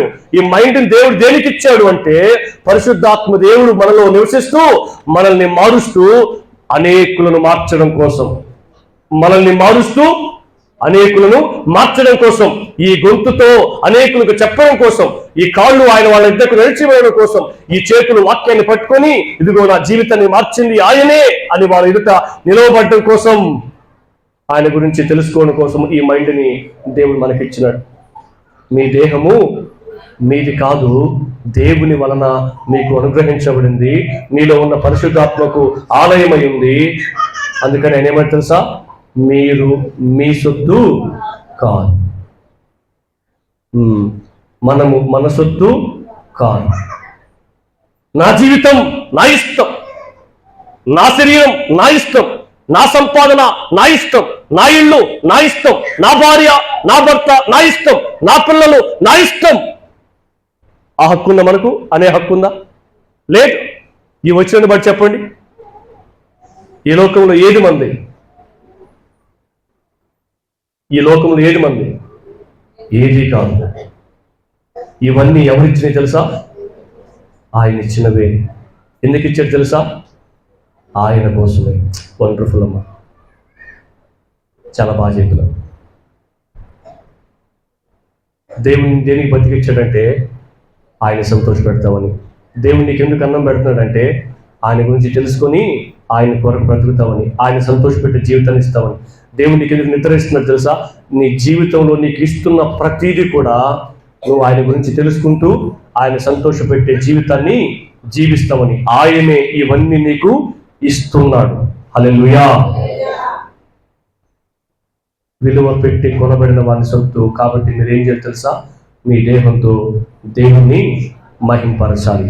అందుకనే అదే కొరింథీయులకు రాసిన 2వ పత్రికలో పౌలు భక్తుడు ఇలా మరొక మాట అన్నాడు. కొరింథీయులకు రాసిన 2వ పత్రిక 5వ అధ్యాయం 15వ వచనం చదువుతారు ఒకసారి. జీవించువారు ఇక మీదట, ఇంతకు ముందు నీకోసం నువ్వు జీవించావు, పాపంలో ఉన్నప్పుడు నువ్వు సాధించింది ఏం లేదు, చివరికి సమస్తాన్ని నష్టపరుచుకోవడం తప్ప. అందుకనే చాలా మంది పాస్టర్స్ విజిటింగ్ చేసినప్పుడు ఏమ్మా ఎలా ఉన్నావంటే, ఆ ఏం బతుకులే సార్, ఉండడం కంటే పోవడం మేలు అనిపిస్తుందా అంటారు. జీవితం ఇచ్చింది ఎవరు తెలుసా? దేవుడు. ఆ జీవితం దేవుడి చిత్త ప్రకారం, దేవుడి ఉద్దేశానుసారంగా, దేవుడు కోరుకున్నట్లుగా ఉంటే జీవితం పట్ల మనకు అసంతృప్తి రాదు. ఎందుకు అసంతృప్తి చెందుతుందో తెలుసా? నువ్వు అనుకున్న నీ జీవితంలో జరగట్లేదని. జీవితం నీదైతే, జీవితాన్ని నువ్వు సృష్టించుకుంటే నువ్వు అనుకున్నవి జరుగుతాయి. కానీ జీవితం ఎవరిది? దేవుడిది. సమస్య అంతా అక్కడే, సమస్య అంతా అక్కడే. జీవితం దేవుడిది కాబట్టి దేవుడు చెప్పినట్లుగా నా జీవితం ఉండాలనుకుంటే సమస్య ఉండదు. నా జీవితం నా ఇష్టం కాబట్టి నేను అనుకున్నవి నా జీవితం జరగాలని చెప్పి దేవుడికి విరుద్ధంగా జీవించడాన్ని బట్టి ఇదిగో ఈ తెప్పలన్నీ వచ్చి జీవితం మీద పడ్డాయి. అందుకే ఏం చెప్తారు తెలుసా? జీవించువారు ఇక మీదట, చదవండి, తమ కొరకు కాకుండా ఏంటంట, పెద్ద చదవండి, తమ నిమిత్తం మృతి పొంది తిరిగి లేచిన వాని కొరకే జీవించాలి. హల్లెలూయా. జీవించువారు ఇక మీదట తమ కోసం కాకుండా తమ కొరకు మృతి పొంది తిరిగి లేచిన వాని కొరకే ఈ జీవితాలను గుర్తించాలి. కాబట్టి ఒకవేళ ఇంతకు ముందు నువ్వు ఎవరెవరి కోసం బ్రతికేవో, ఇదిగో ఎందుకమ్మా బ్రతికున్నావంటే అదిగో వాళ్ళిద్దరు పెళ్లి చూసి చచ్చిపోదామని అని చెప్తుందామే. ఎందుకమ్మా బ్రతుకున్నావంటే వాళ్ళకి పెళ్లి చేసి చచ్చిపోతే చాలైనా నేను నా బాధ్యత తీరిపోద్దా, అందుకోసం బ్రతుకున్నావా? ఎందుకోసమో బ్రతుకున్నావంటే ఇదిగో వీళ్ళ కోసం బ్రతుకున్నా అని చెప్తారు వీళ్ళు. ఇంక యవనస్తులు చెప్పే భాష ఇంకో రకంగా ఉంటుందిలేండి. ఎందుకోసం బ్రతుకున్నావంటే వాళ్ళకి భాషను చెప్తారు. అందుకోసం కాదు జీవితం. మన పరిస్థితిని మార్చిన వాని గురించి తెలుసుకోవడం కోసం, మన పరిస్థితిని మార్చిన ఆయన కోసం బ్రతకడం కోసం ఈ జీవితం ఉంది. నేను ఒక ఎగ్జాంపుల్ మీ ముందు తీసుకొచ్చే ప్రయత్నం చేస్తా. Live example. నేను కథ చెప్పట్లేదు, నిజంగా జరిగిన సంగతి. ఒంగోలు దగ్గర బాపట్ల అనే ఏరియా ఉంది. ఒంగోలు బాపట్ల దగ్గర అక్కడ ఒక సహోదరి ఉండేది. ఆ సహోదరి పేరు శ్రీదేవి. ఏం పేరు? శ్రీదేవి. 2005లో మేబీ ఆమె జీవించి ఉండేది. ఇప్పుడు ప్రభువును నిద్రించింది ఆమె. ఒకసారి శ్రీకాకుళం నుంచి పిఏ స్వామి అన్నగారు ఆ ప్రాంతానికి సువార్త చెప్పడానికి వెళ్తే సువార్త వినడం ద్వారా ఆ సహోదరి యొక్క కుటుంబం మార్చబడింది. ఆ సహోదరి యొక్క పరిస్థితి ఏంటంటే, ఆ సహోదరికి అంతు చిక్కని వ్యాధి సోకింది. ఆ వ్యాధి ఆ సహోదరిని ఏం చేస్తే తెలుసా? ఉదాహరణకి మీరు చూడండి, మనము తాజా కూరగాయలు ఫ్రిడ్జ్ లో పెడతాం. రాను రాను ఆ కూరగాయ ఏమైపోతే తెలుసా? ఎండిపోయి ముడిచిపోయి నల్లగా అయిపోద్ది కదా. కొద్ది కాలానికి ఏమైపోద్ది? బూజు పట్టిపోద్ది. ఫ్రిడ్జ్ లో పెట్టినా కూడా బూజు పెట్టిన తర్వాత ఏం చేస్తావు? తీసుకెళ్లి బయట పడేస్తాం. అట్లా అయిపోద్దంట ఆమె శరీరం.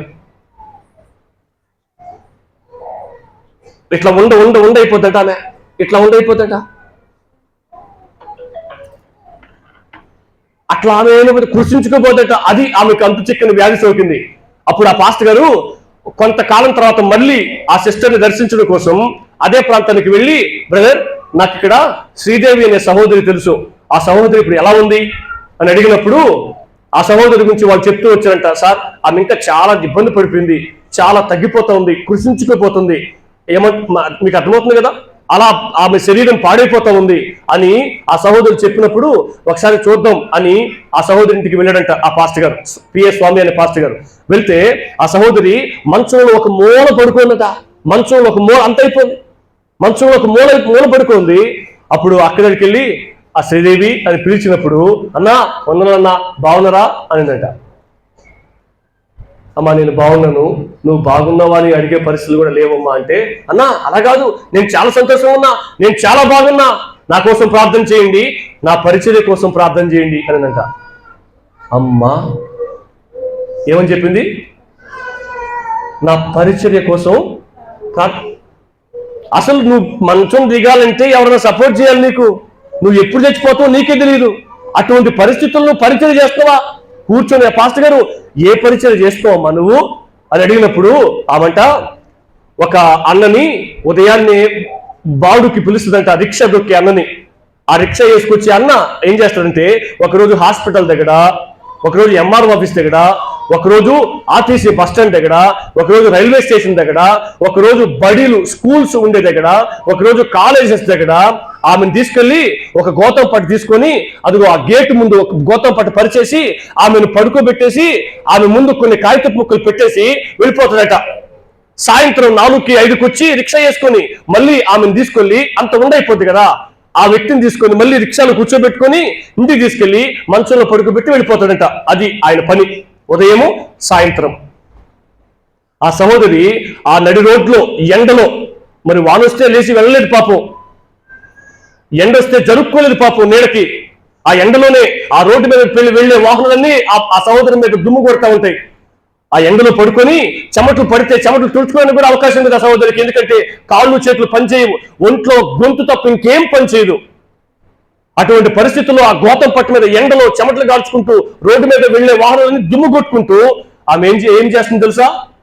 అటు పోయే వ్యక్తికి, అన్నా యేసుప్రభు నిజమైన దేవుడు అన్నా నమ్ముకో, అక్క యేసుప్రభు నిజమైన దేవుడు అక్క నమ్ముకో, తమ్ముడు యేసుప్రభు నిజమైన దేవుడు నమ్ముకో, చెల్లి యేసుప్రభు నిజమైన దేవుడు నమ్ముకో, అదిగో అక్కడ కరపత్రికలు ఉన్నాయి, తీసుకుని వెళ్ళి చదువు. యేసుప్రభు ఎంత ప్రేమ కలిగిన వాడో, యేసుప్రభు ఎంత గొప్పవాడో నీకు తెలుస్తుంది. నా జీవితాన్ని ఎంతగా మార్చిన దేవుడు ఆయన. అంతగా మార్చాడా? నీకు ఆరోగ్యం లేదు, ఎప్పుడు చచ్చిపోతుందో తెలియదు, రోడ్డు మీద పడుకోన్నావు, దుమ్ము కొట్టుకుంటున్నావు, నీ పరిస్థితి ఏం బాలేదు, నీ జీవితం అంత గొప్పగా మార్చరా? నాకు ఒకప్పుడు డబ్బులు లేవు, యేసు ప్రభువుని నమ్ముకున్నా, డబ్బులు వచ్చినాయి, నువ్వు కూడా నమ్ముకో, ఇంత గొప్ప ధనవంతుడు అవుతావు అని చెప్తున్నారు చాలా మంది.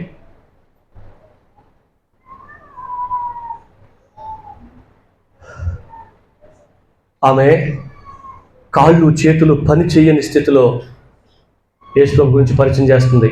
ఇది ఒకవైపు. మరొక వైపు మీకు గుర్తు చేస్తే చూడండి, వాళ్ళు బ్రాహ్మిన్స్, వాళ్ళ గ్రామస్తులందరూ వాళ్ళ కుటుంబాన్ని వెలేసేశారు. యేసు ప్రభువుని నమ్ముకోబట్టి నీకు ఇటువంటి అంతు చిక్కని రోగం పట్టింది అని చెప్తున్నారు.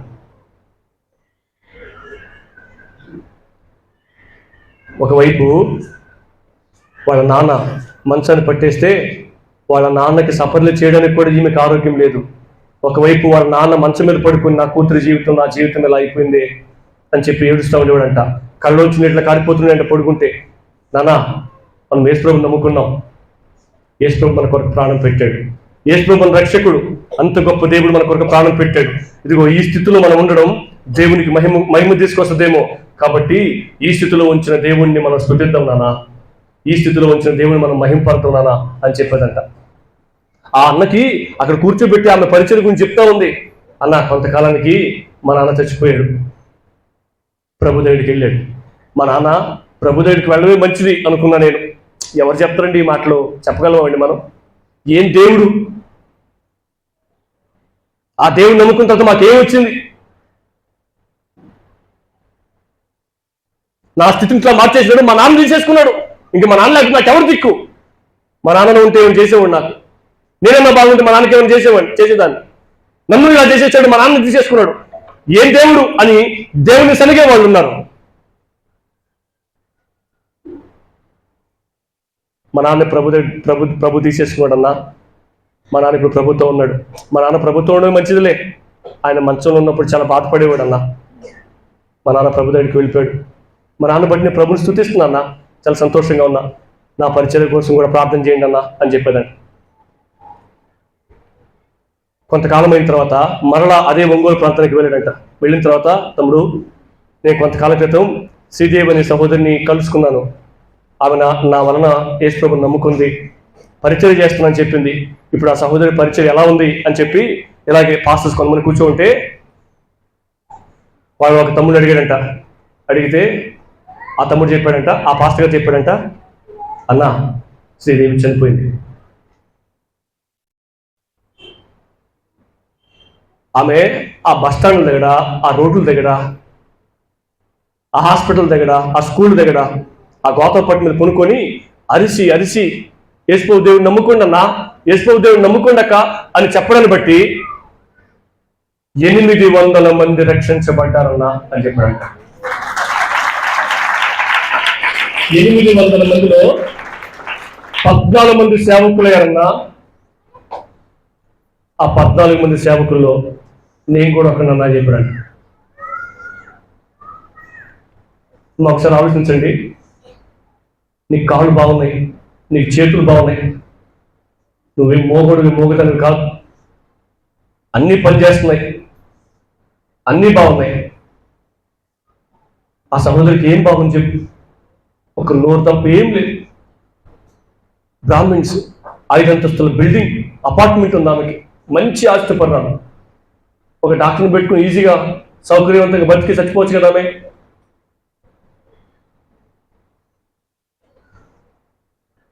ఆమె కొరకు ప్రాణం పెట్టిన దేవుని కొరకు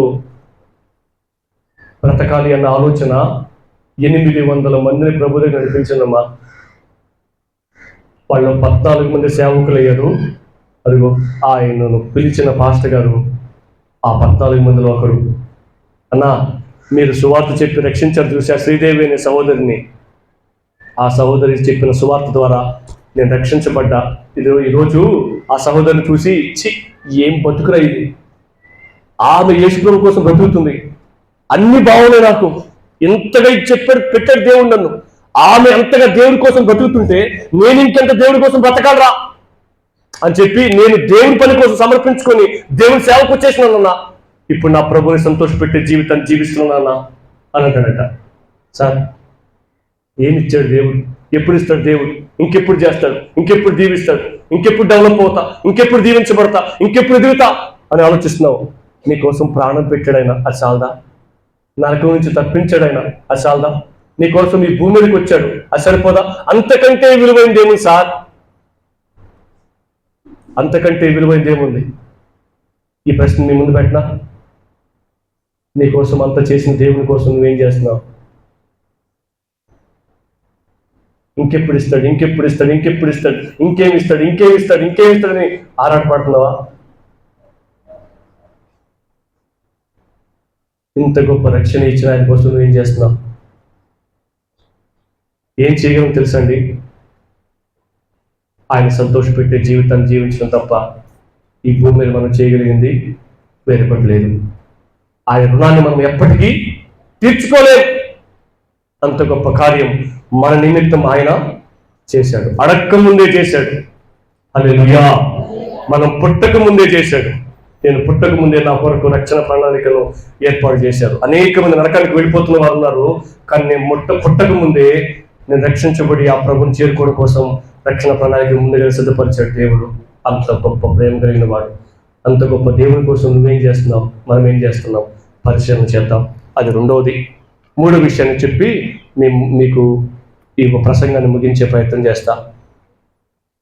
క్రీస్తు యొక్క అవసరతను గుర్తించినప్పుడు మన వాక్యం నుండి లాభం పొందుతాం. క్రీస్తుని సంతోషపెట్టే జీవితాన్ని జీవిస్తున్నప్పుడు మన వాక్యం నుండి లాభం పొందుతాం. క్రీస్తు కొరకు ఎదురు చూస్తున్నప్పుడు మన వాక్యం నుండి లాభం పొందుతాం. అది మూడవది. ఏం చేస్తాం? క్రీస్తు కొరకు ఎదురు చూడడం తప్ప. మీకు అందరికీ తెలుసు, మనం చాలా మందిని ఈ భుజం మీద పెట్టి మోసుకొని వెళ్తున్నప్పుడు ఈ పాటే పాడతాం. ఏ పాట? పరదేశులము ప్రియులారా మన పురమీది కాదెప్పుడు, నిజముగా పురమీది కాదెప్పుడు, స్థిరమని నమ్మకు ధరయౌవరికి పరలోకమే స్థిరము, నిజముగా పరలోకమే స్థిరము, ధనధాన్యములు తరగక మానవు, మేడలు మిద్దెలు పడిపోక మానవు, ధనధాన్యములు తరిగిపోక మానవు. ఈరోజు మన చేతిలో ఉన్న రూపాయి ఖచ్చితంగా రేపు మన చేతిలో గ్యారంటీగా ఉండదు. ఉంటుందని మనం ఖచ్చితంగా చెప్పలేము. ఈ భూమి మీద ప్రతిదానికి గ్యారంటీ ఉంది, మన జీవితానికి తప్ప. మరి ఈ జీవిత పరమార్థం ఏంటి సార్? ఈ జీవితం దేనికోసం సార్ అని అడిగితే, ఈ జీవితం ఆయన కోసం.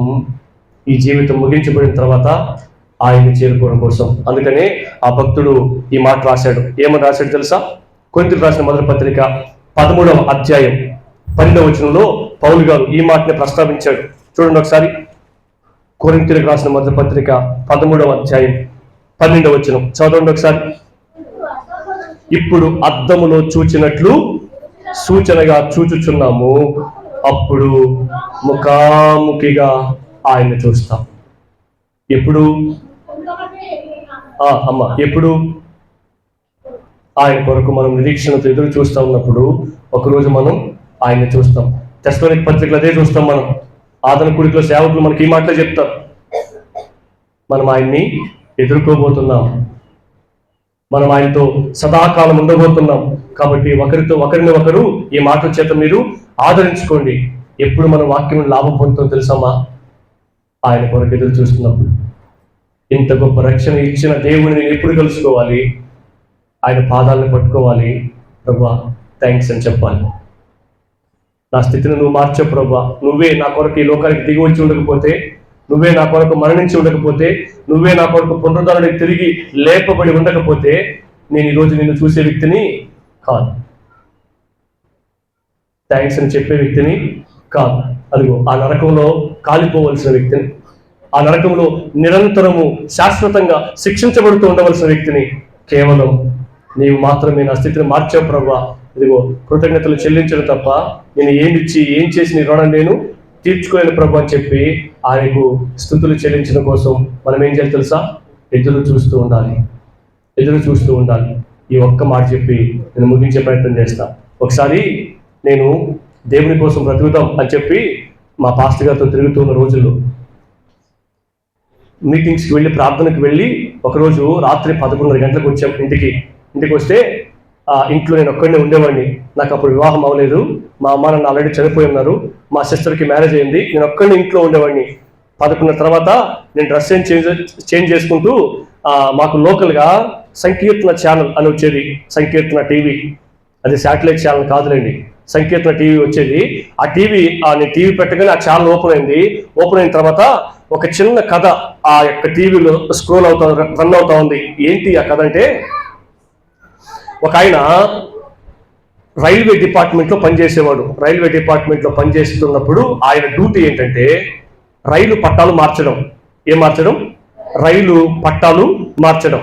ఎక్కడ ఆయనకి డ్యూటీ వేశారంటే, ఆయన ఒక నది దగ్గర ఆ పట్టాలు మార్చే డ్యూటీ వేయబడిన దానికి ఎలా చేస్తుందంటే ఆయన పని, పడవ వచ్చేటప్పుడు ఆ పట్టాలు పైకి లేసుకుంటాయి. అర్థమైందా? పడవ వెళ్ళిన తర్వాత ఆ పట్టాలు మరలగా సాఫీగా అయిపోతాయి.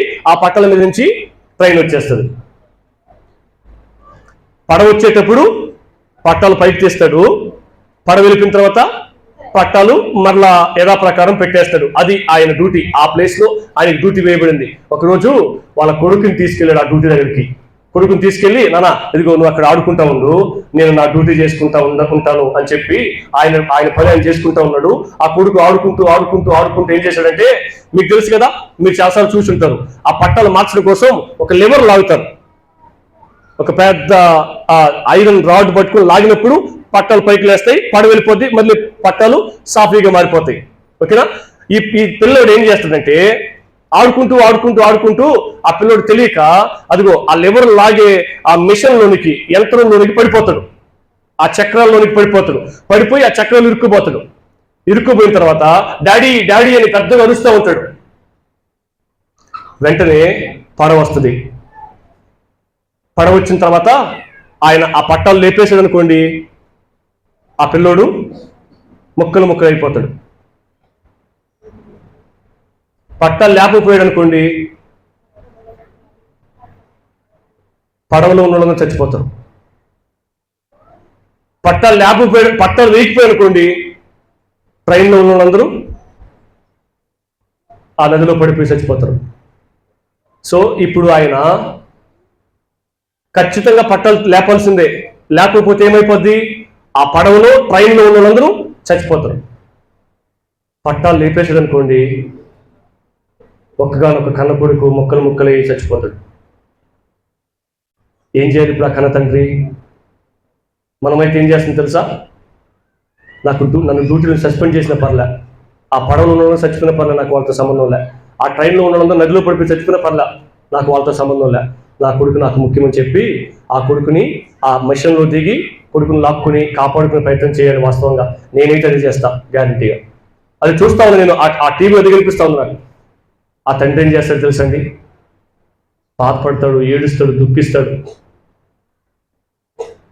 వెంటనే ఆ ముక్కు మొహం తెలియని, ఏ సంబంధం లేని, ఏ మంచి లేని, అదిగో ఆ ట్రైన్లో ఆ పడవలో తాగుబోతులు ఉన్నారు, దొంగలు ఉన్నారు, మోసగాళ్ళు ఉన్నారు, ద్రోహులు ఉన్నారు, వ్యభిచారులు ఉన్నారు, నరహంతకులు ఉన్నారు, కుళ్ళుబోతులు ఉన్నారు,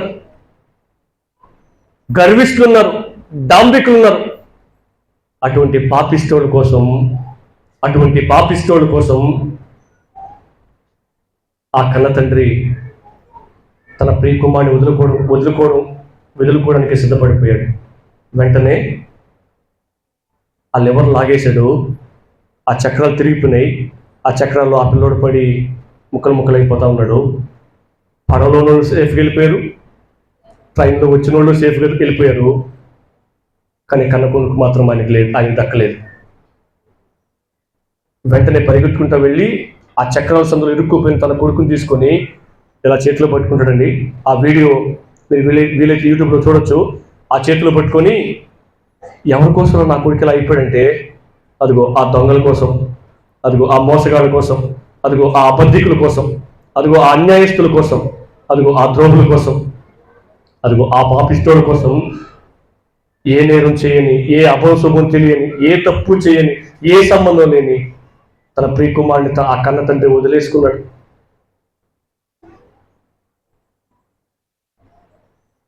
ఆ కన్న తండ్రి ఎవరు తెలుసండి? మన తండ్రి అయిన దేవుడు. ఏ నేరం చేయని ఆ పాపిష్టులను రక్షించడం కోసం, ఆ మోసగాళ్ళను రక్షించడం కోసం ఆ చక్రం నలిగిపోయింది ఎవరు తెలుసండి?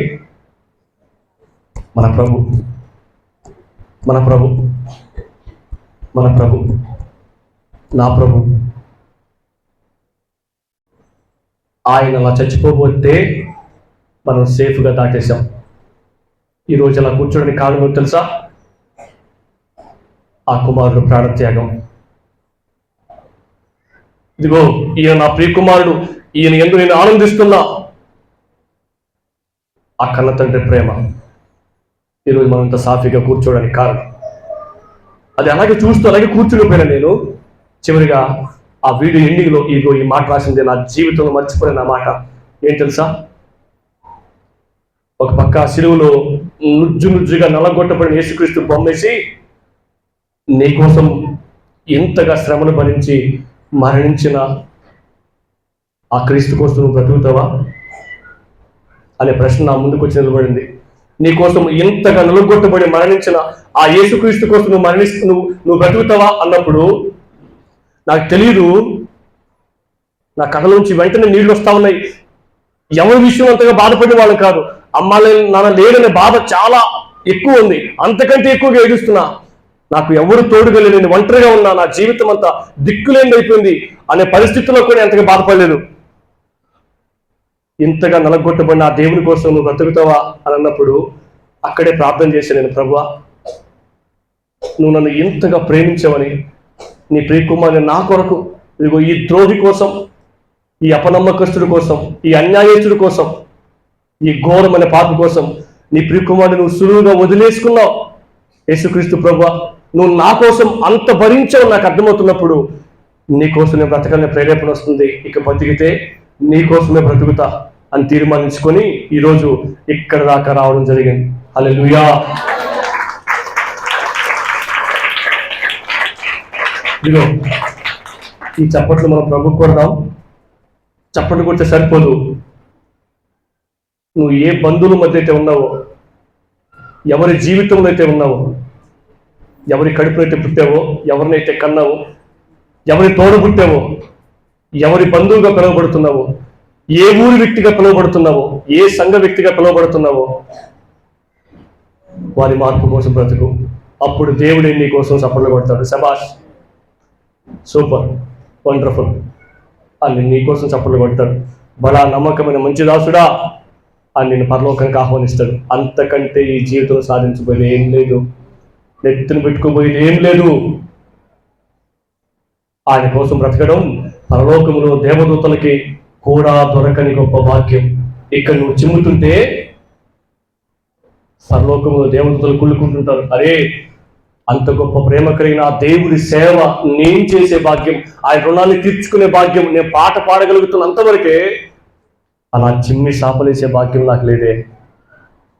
యేసు ప్రభువు నిజమైన దేవుడు, ఆయన రక్షకుడు అని చెప్పే భాగ్యం నాకు లేదే అని వాళ్ళు కుళ్ళుకుంటారు.